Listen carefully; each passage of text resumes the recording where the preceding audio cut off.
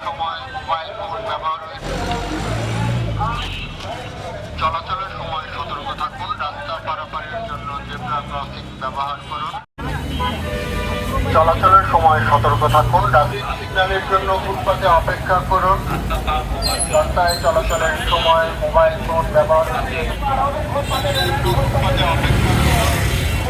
রাস্তায় চলাচলের সময় মোবাইল ফোন ব্যবহার